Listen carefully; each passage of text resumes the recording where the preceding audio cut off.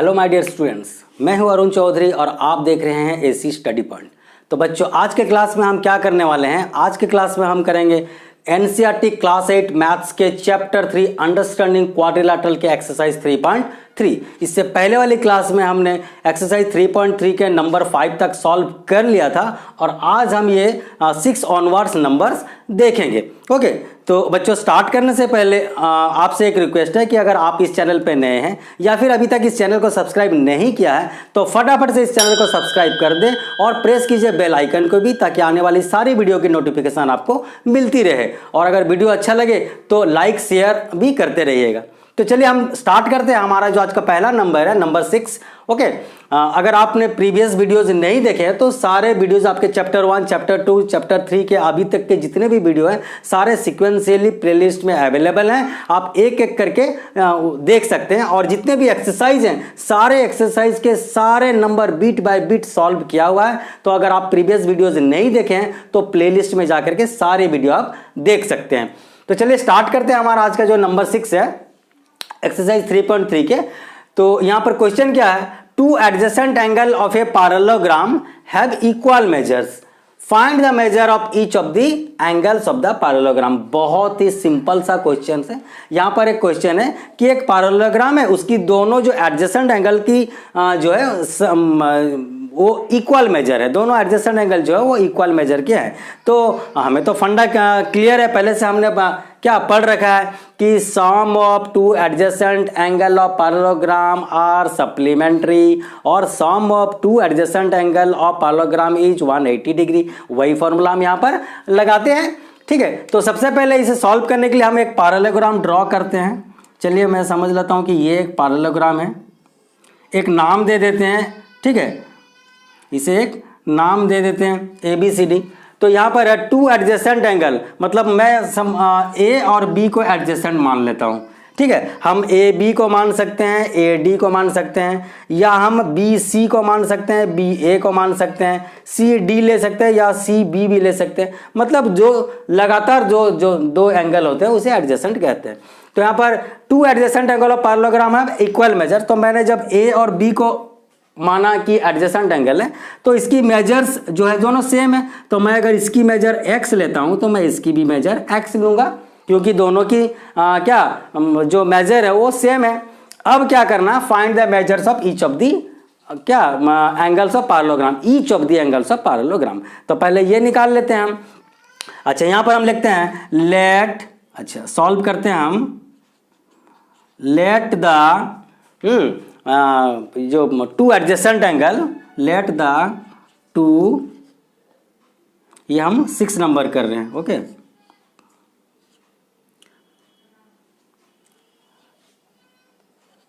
Late the two adjacent angles be क्या of measure x each, be of measure x each.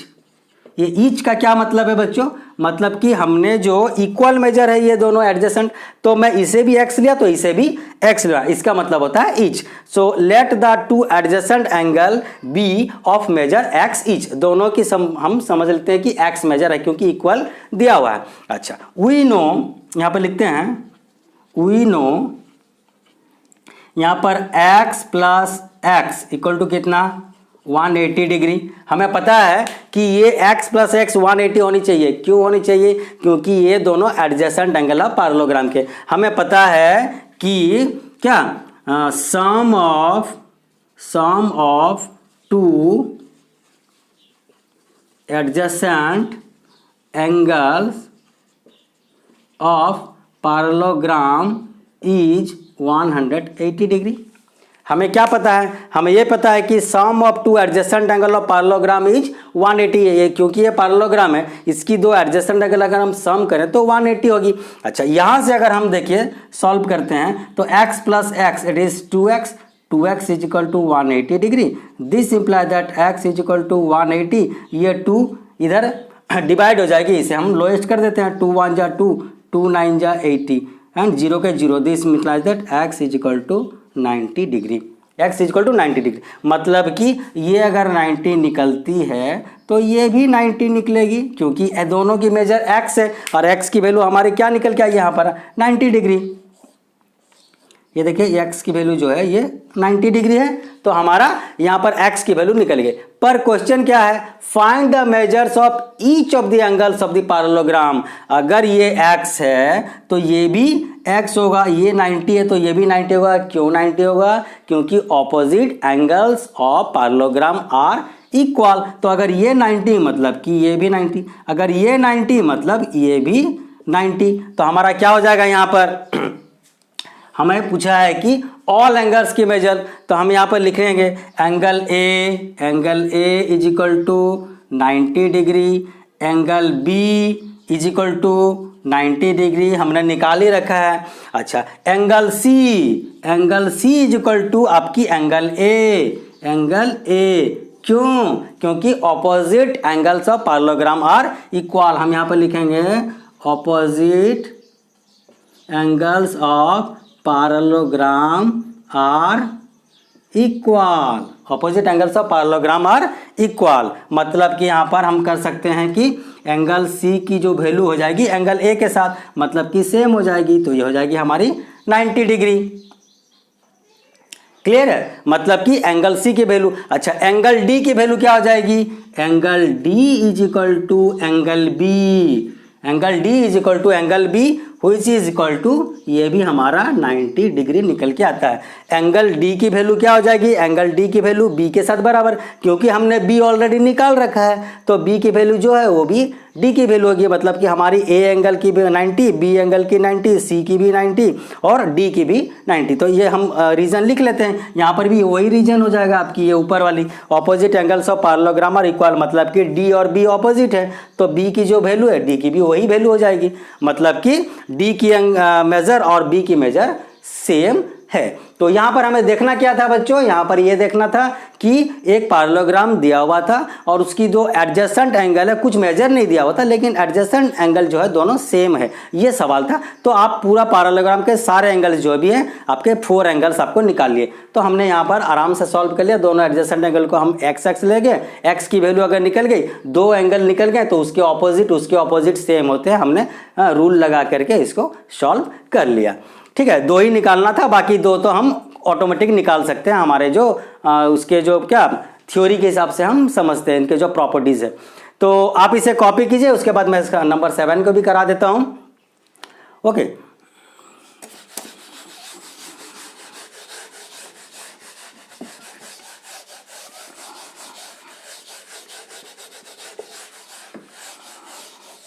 चलिए number 7 में बढ़ते हैं। अच्छा, नंबर 7 की अगर बात करें तो यहाँ पर देखिए क्या है, द एडजेसेंट फिगर माने बगल वाली फिगर। तो बगल वाली फिगर होप, क्योंकि यहाँ पर देखिए HOPE एक होप है फिगर, वो पैरेललोग्राम यहाँ पर कह रखा है। देखिए इसने बता ही दिया आपको कि ये पैरेललोग्राम है, क्वाड्रिलैटरल नहीं है। क्वाड्रिलैटरल मतलब कि बहुत प्रकार के हो जाते हैं, स्पेशली ये पैरेललोग्राम है बोल के बता ही दिया। Find the measures of X Y Z, state the property you use to find them. तो यहाँ पर भी आपको देखिए कुछ एंगल्स के मेजर्स हैं, कुछ के मेजर्स नहीं है। जो मेजर्स नहीं है वो एक्स वाई जेड से आपको क्या डिनोट किया गया है। तो यहाँ पर आपको एक्स की, वाई की, जेड की वैल्यू निकालनी है। ये पैरेललोग्राम है, ये बता दिया है। और आप क्यों एक्स की वैल्यू इस तरह से निकाल रहे हैं या एक्स वाई की जेड की जो वैल्यू निकालेंगे, आप कौन सी प्रॉपर्टी यूज करके निकाल रहे हैं, आपको यहाँ पर बताना है। तो चलिए स्टार्ट करते हैं हम। सबसे पहले अगर देखें यहाँ पर x की वैल्यू निकालने की जब बात करेंगे तो हम यहाँ पर एक चीज़ देख रहे हैं, ये 70 है, मैं इसे एक नाम दे देता हूँ। चलिए इसका नाम मैं दे देता हूँ r, ठीक है, यहाँ पर r दे देता हूँ। तो मैं यहाँ पर अगर देखूँ तो हियर एंगल r की अगर हम मेजर निकालें, मेजरमेंट, तो क्या निकालेंगे हम यहाँ पर 180 डिग्री माइनस 70 डिग्री। ओके, क्यों? क्योंकि देखिए ये जो एंगल है ये लीनियर प्रॉपर्टी में काम कर रहा है। एक स्ट्रेट लाइन में जितने भी एंगल होते हैं वो 180 होते हैं। तो क्योंकि ये अकेला 70 है तो ये क्या होगा 180 माइनस 70। तो हम यहाँ पर क्या कर सकते हैं, लीनियर पेयर प्रॉपर्टी के मेंशन करेंगे। लीनियर प्रॉपर्टी, यहां पर ये आपको बता दिया, state the property you use to find them. अब जब भी लिखोगे लाइन स्टेटमेंट, उसकी प्रॉपर्टी लिखनी बहुत जरूरी है कि आप क्यों लिख रहे हैं ये। अच्छा, दिस इंप्लाइज दैट, अब यहां पर हम लोग निकालते हैं आर की जो एंगल निकल के आती है 170 minus 180 minus 70, that is 110 degree. तो ये आर की वैल्यू हमारा क्या आ गया 110, तो हम यहां पर लिख सकते हैं ये 110 डिग्री। अच्छा, यहां पर देखिए x की वैल्यू अगर निकालनी है हमें, तो एंगल x, देखिए यहां पर angle x is equal to angle r is equal to क्या है 110 degree. Angle x is equal to angle r is equal to angle 10। हमें चाहिए x, लेकिन हम रिलेट कर रहे हैं r के साथ, ताकि r की हमारी जो वैल्यू है निकल चुकी है, क्योंकि r की वैल्यू x की वैल्यू के साथ सेम है। क्यों? क्योंकि ये दोनों ऑपोजिट एंगल्स ऑफ पैरेललोग्राम हैं, इसीलिए r की जो वैल्यू है वही x की वैल्यू है। तो हम ऐसे धीरे धीरे रिलेट करके हमारे क्वेश्चन की तरफ जा रहे हैं। हमारा जो आंसर चाहिए, हमें जो चाहिए हम उसकी तरफ बढ़ेंगे, जो नोन क्वांटिटी से अननोन क्वांटिटी की तरफ जा रहे हैं। तो x is equal to r है, ये r जो है हमारा निकल चुका है। r क्योंकि पैरेललोग्राम के x और r दोनों आमने सामने एंगल है, आमने सामने माने ऑपोजिट एंगल है, तो ये भी सेम हो जाएगी। हम यहाँ पर प्रॉपर्टी फिर लिखेंगे, प्रॉपर्टी यूज करना बहुत जरूरी है, लिखना है। क्या लिखेंगे? Opposite angles of parallelogram are equal, opposite angles of parallelogram are equal. अच्छा, अब हम देखते हैं हमारा ये जो वैल्यू है ये तो निकल गया हमारा क्या 110 डिग्री, तो हमें x की वैल्यू मालूम चल गई। अब हम जाएंगे y की वैल्यू की तरफ। अच्छा, y की वैल्यू निकालने से पहले देखिए बच्चों, यहां पर एक चीज हम रिलेट करना चाहेंगे। यहां पर देखिए, क्योंकि ये लाइन और ये लाइन पैरेलल है, ठीक है। अच्छा, उसके बाद यहां पर देखिए ये जो है ये आपकी एक ट्रांसवर्सल है, ये लाइन पैरेलल है और ये ट्रांसवर्सल। तो अगर हम इसे जेड की फिगर बनाना चाहें तो ऐसे बना सकते हैं। देखिए ये और ये, मतलब कि इस तरह की, ऐसे ऐसे ऐसे, ये जेड की फिगर बन रही है। अगर ये वाले आपके 40 हैं तो यहाँ पर y है, ये भी क्या हो जाएंगे 40। क्यों आ जाएंगे? क्योंकि ये हमारे क्या अल्टरनेट इंटीरियर एंगल वाली प्रॉपर्टी हो जाएगी। जब भी दो पैरेलल लाइन होते हैं और एक ट्रांसवर्सल उसे क्रॉस करती है तो अंदर में बहुत सारे एंगल फॉर्म होते हैं। तो यहाँ इस तरह की जो एंगल फॉर्म होते हैं जेड वाली शेप में, उसे हम कहते हैं अल्टरनेट इंटीरियर एंगल। तो यहाँ पर हम जब y की वैल्यू निकालेंगे एंगल y, तो y की वैल्यू निकल के आ जाएगी हमारी 40 डिग्री। y की वैल्यू क्या निकल के आ जाएगी हमारी 40 डिग्री। क्यों? अल्टरनेट इंटीरियर एंगल, ये हम लिखेंगे अल्टरनेट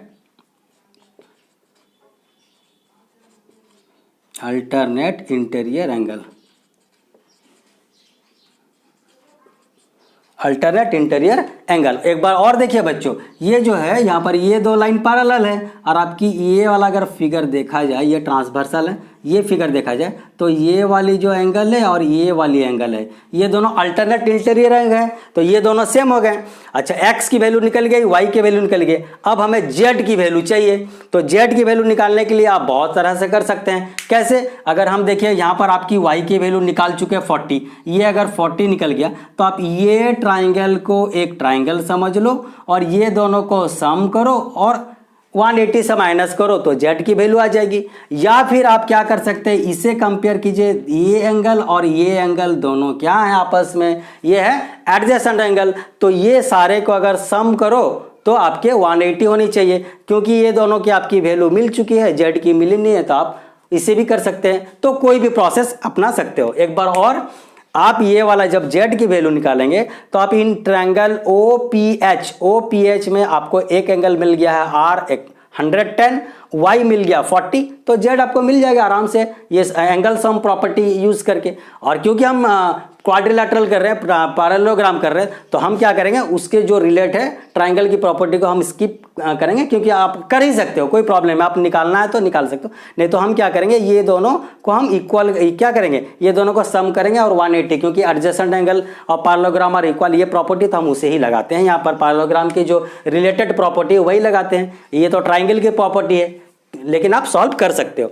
तो यहाँ पर लिखते हैं, अच्छा नाउ यहां पर हम देखते हैं एंगल x प्लस, या फिर हम डायरेक्ट लिख सकते हैं x plus 40 plus Z equal to 180 degree. क्यों x प्लस 40 प्लस जेड? देखिए ये जो है ये अकेला x है, लेकिन ये जो एंगल है ये हमारे क्या है, ये क्वाड्रिलेटरल जो पैरेललोग्राम के ये एक एंगल है h एंगल, और ये E एंगल। ये H और E जो है ये एडजेसेंट एंगल है बच्चों। सिर्फ ये 40 नहीं है कि सिर्फ Z नहीं है, ये पूरी एंगल को हम मानते हैं ये पैरेललोग्राम की एक एंगल। तो ये एंगल प्लस ये एंगल मतलब कि x plus 40 plus Z is equal to 180। क्यों? क्योंकि यहाँ पर लिख देते हैं sum of adjacent angle of parallelogram is 180 degree. Sum of adjacent angle of parallelogram is 180। ये हमारा प्रॉपर्टी आ गया, यहाँ पर हम यूज किए क्योंकि प्रॉपर्टी लिखना जरूरी है। दिस इंप्लाई दैट x की वैल्यू क्या है 110, अच्छा 40 का 40 प्लस z की वैल्यू पता नहीं है, z की हमें निकालनी है, तो हम यहाँ पर आगे बढ़ते हैं। ये क्या हो जाता है 150, ये 110 था ना आपका, 110 है, ठीक है 110 डिग्री। अच्छा 110 डिग्री प्लस 40 डिग्री, तो ये हो जाएगी हमारी 150 degree plus Z is equal to 180 degree. This imply that Z is equal to 180 minus 150।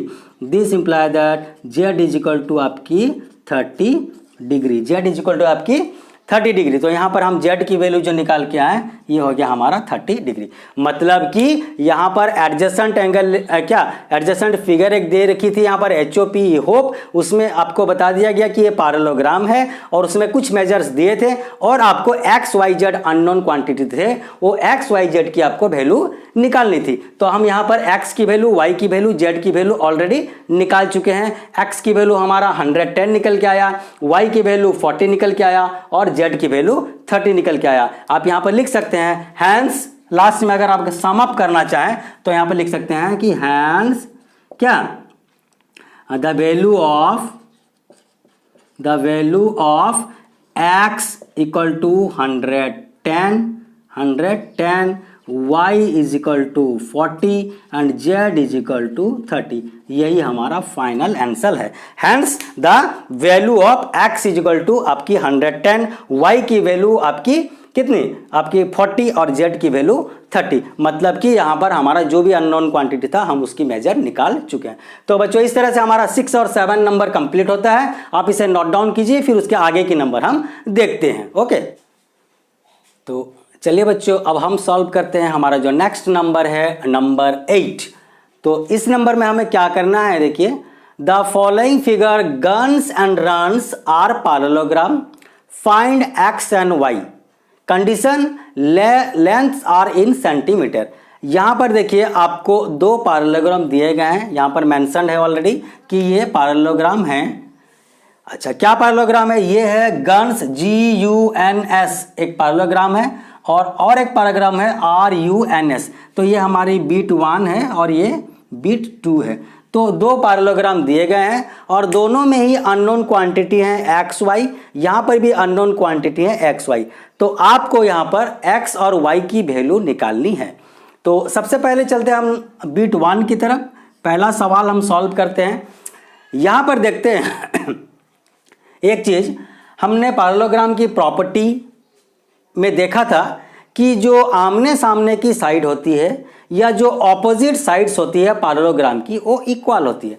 तो इससे हमें ये पता चलता है कि अगर हम ऐसे लिखें 3x इक्वल टू 18, तो हम लिख ही सकते हैं 3x इक्वल टू 18, क्योंकि ये जो GS साइड है और UN साइड है ये दोनों ऑपोजिट साइड्स हैं पैरेललोग्राम के, मतलब कि ऑपोजिट साइड्स इक्वल होते हैं। तो हम इसे 3x इक्वल टू 18 लिख सकते हैं क्योंकि ये साइड और ये साइड दोनों सेम है। प्रॉपर्टी क्या यूज करेंगे, opposite side of parallelogram are equal.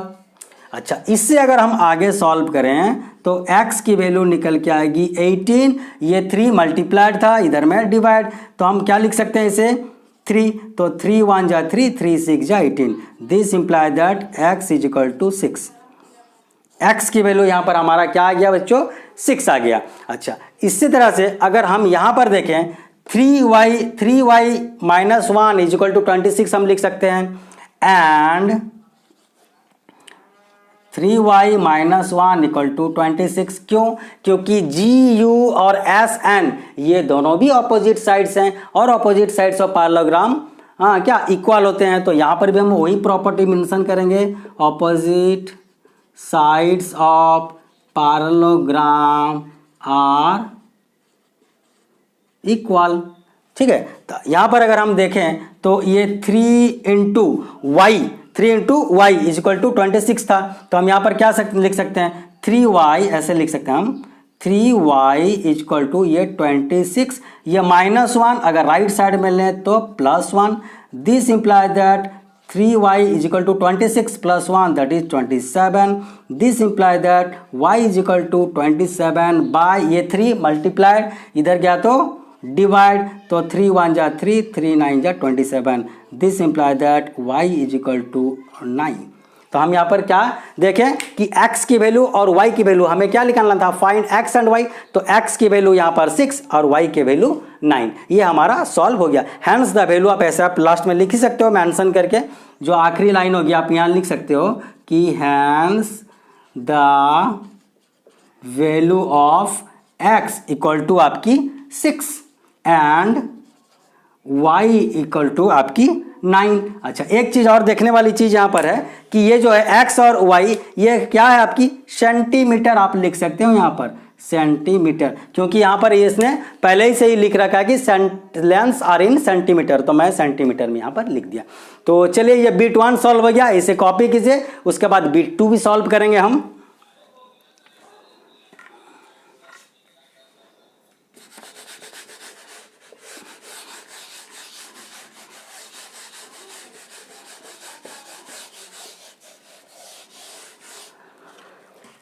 Next number हम देखते हैं बिट 2। अच्छा, बिट 2 में क्या है देखिए, यहां पर भी एक पैरेललोग्राम है आपकी रन्स, RUNS। अच्छा, यहां पर हमें x और y की वैल्यू निकालनी है। तो यहां से एक चीज हम देखते हैं कि यहां पर डायगोनल नहीं था, पर यहां पर डायगोनल है, और डायगोनल्स पैरेललोग्राम के डायगोनल जो हैं एक दूसरे को इक्वल पार्ट में डिवाइड करते हैं। हमारा प्रॉपर्टी है diagonals of parallelogram bisect each other, मतलब कि अगर इसे हम नाम दे देते हैं यहाँ पर एक O, तो OS की वैल्यू और OU की वैल्यू सेम हो जाएगी, RO की वैल्यू और ON की वैल्यू सेम हो जाएगी। तो ये प्रॉपर्टी का यूज करेंगे हम यहाँ पर। तो क्या लिख सकते हैं यहाँ पर देखिए, हम लिख सकते हैं x plus Y equal to 16, x plus Y, ये जो है x plus Y equal to 16। क्यों? क्योंकि diagonals of parallelogram bisect each other. तो हम यहाँ लिख सकते हैं diagonals of parallelogram bisect each others. अच्छा, x plus Y equal to 16। अब हम इसे मान लेते हैं कि हम इक्वेशन 1 नाम दे देते हैं, और सेकंड वाली को हम कर सकते हैं y प्लस 7, ये हम लिख सकते हैं y प्लस 7 इक्वल टू 20, इसे हम नाम दे देते हैं 2। ठीक है, y प्लस 7 इक्वल टू 20। तो इस तरह से हमारा x plus Y equal to 16 और y प्लस 7 इक्वल टू 20। तो अगर इसे देखिए बच्चों, इसे हम बहुत प्रकार से सॉल्व कर सकते हैं। हम क्या करेंगे, अभी सब्ट्रैक्ट करेंगे, ये जो इक्वेशन 1 को इक्वेशन 2 से सब्ट्रैक्ट करेंगे। कैसे? यहाँ पर लिखते हैं हम by subtracting equation 1 from equation क्या 2। इक्वेशन 1 को इक्वेशन 2 से सब्ट्रैक्ट करेंगे। कैसे सब्ट्रैक्ट करेंगे, थोड़ा ध्यान से देखिए। y plus 7 equal to 20। देखिए मैंने क्या लिखा, बाय सब्ट्रैक्टिंग इक्वेशन 1 फ्रॉम 2, मतलब 2 से 1 को सब्ट्रैक्ट करना, तो 2 को मैंने ऊपर लिखा है। इसके बाद क्या करेंगे हम, ये x प्लस वाई जो है x plus Y is equal to 16, ये हम सब्ट्रैक्ट करेंगे। तो सब्ट्रैक्ट करने की क्या रूल है, ये जो प्लस होती है वो माइनस हो जाता है, प्लस होती है माइनस हो जाता है, प्लस की वैल्यू माइनस में आता है। ठीक है, जो प्लस होती है नीचे वाले की, वो प्लस अगर सिंबल हो तो माइनस से रहता है, माइनस की सिंबल रहने से प्लस। तो यहाँ तो सारे ही प्लस हैं, आपको ज़्यादा क्रिटिकल नहीं बनाया गया। तो यहाँ पर हम देखने वाली चीज़ें क्या है, देखिए ये जो y है यहाँ पर प्लस है और ये y है माइनस, तो ये y और ये y आपकी कैंसिल हो जाएगी। तो यहाँ पर हम लिख सकते हैं, देखिए ये 7 प्लस एक्स, ये जो है 7 माइनस एक्स, यहाँ पर क्या हो गया 7 माइनस एक्स। तो हम क्या लिख सकते हैं 7 माइनस एक्स, ये 7 और ये minus X, left hand side की 7 minus X equal to 20 minus 16 is equal to 4। This implies that ये तो 7 है, ये 4 को हम क्या करेंगे, ये इस साइड लेंगे तो -4 हो जाएगी, और ये जो x है राइट साइड में चले जाएगी। ठीक है, तो इसकी वैल्यू हम क्या निकाल के आते हैं यहाँ पर देखिए, हाँ तो ये पहले वाली जो बिट 2 की है, हम यहाँ पर क्या निकाल के आते हैं, ये दिस इंप्लाइज दैट हमारा जो हो जाएगा 7 माइनस 4 क्या हो जाएगा 3 इज इक्वल टू एक्स, मतलब कि x की वैल्यू हमारी 3 आ गई, x की वैल्यू हमारी 3 आ गई। कैसे, एक बार और देखिए, यहाँ पर एक इक्वेशन बनाया हमने और ये दूसरा इक्वेशन बनाया। क्यों बनाया, क्योंकि यहाँ पर जो है डायगोनल जो है बाइसेक्ट ईच अदर करते हैं, मतलब डायगोनल जो है ये 2 पार्ट में डिवाइड करते हैं एक दूसरे को। तो यहाँ पर हम देखें कि ये जो पार्ट है और ये पार्ट है, ON पार्ट और OR पार्ट दोनों सेम होनी चाहिए। तो मैंने इक्वल टू का सिंबल लगा के इसे इक्वल कर लिया। अच्छा, यहाँ पर OU और OS दोनों सेम है क्योंकि ये बाइसेक्ट हुआ, मतलब कि y + 7 इक्वल टू 20 बना दिया। उसके बाद मैंने क्या किया, इक्वेशन 2 से इक्वेशन 1 को सब्ट्रैक्ट किया, मतलब ये फर्स्ट वाले को सेकंड वाले से सब्ट्रैक्ट किया। तो यहाँ पर सब्ट्रैक्ट करने का रूल क्या होता है, जो प्लस होता है वो माइनस में आ जाता है, यहाँ प्लस है तो माइनस हो गया, ये भी 16 प्लस है तो माइनस में आ गया। तो यहाँ पर देखिए y और ये -y दोनों y माइनस y 0 हो जाएंगे। ये 7 माइनस क्या x है, मैंने 7 माइनस एक्स लिखा, यहाँ पर 20 माइनस 16 दैट इज 4। इससे हमारा वैल्यू आ गया क्या 3 की, x की वैल्यू 3 आ गई। अच्छा, y की वैल्यू का पुट करने के लिए हम किसी में भी y की वैल्यू पुट कर सकते हैं। यहाँ पर देखिए x की वैल्यू को हम क्या करेंगे, यहाँ पर putting the value of x in equation 1 we get हम क्या है x की वैल्यू को कोई भी इक्वेशन में पुट कर सकते, आप इक्वेशन 1 में पुट करो या इक्वेशन 2 में पुट करो, कोई प्रॉब्लम नहीं है। तो हम यहाँ पर x + y = 16 लिखते हैं। देखिए x + y = 16 थी। अच्छा, दिस इंप्लाइड x की वैल्यू हमारा निकल के आ गया यहाँ पर 3, तो 3 + y = 16। ओके, अच्छा, दिस इंप्लाइज दैट हम अगर करें तो ये y की वैल्यू यहाँ से निकाल सकते हैं हम, y = ये 16 थी, ये +3 अगर हम इधर किए तो राइट साइड में -3। This implies that y = 16 - 3 that is 13। मतलब कि यहाँ पर हमारा वैल्यू x की वैल्यू x की वैल्यू 3 और y की वैल्यू 13। तो यहाँ पर हम लिख सकते हैं क्या, find the value of x and y था, तो हम यहाँ लिख सकते हैं हैंस, ये क्या हो जाएगा यहाँ पर, hence the value of x = आपकी 3 एंड y = 13। तो अगेन हम क्या लिख सकते हैं, क्योंकि ये सेंटीमीटर में है तो हम यहाँ पर x = 3 सेंटीमीटर और y = 13 सेंटीमीटर लिख सकते हैं। ठीक है, तो इस तरह से हमारा देखिए बच्चों ये क्वेश्चन यहाँ से यहाँ तक आया। फिर इसके बाद ये वाली लाइन है, फिर ये वाली लाइन है। बोर्ड में आप मैंने इस तरह से किया, आप मैनेज कर लेना, कॉपी में आप लिखेंगे तो उसको आप उसके डाउन वाइज लिखना पड़ेगा। तो इस तरह से हमारा देखिए आज जो था हमारा नंबर क्या आपके 6, 7 और 8 ये 3 नंबर सॉल्व हो गए हैं, और इसके नेक्स्ट वाली क्लास में हम आगे के नंबर देखेंगे। अगर आप एक साथ करते हैं तो वीडियो थोड़ा लंबा हो जाता है, तो इतना क्या पेशेंस रहता नहीं किसी के पास। तो मैं क्या करता हूँ यहाँ पर इसे भी यहाँ पर नेक्स्ट वीडियो में इसे कंप्लीट कराऊंगा, और 3 नंबर आपके जो हैं वो नेक्स्ट क्लास में हम कर लेंगे। तो आज के लिए बस इतना ही। Thank you very much.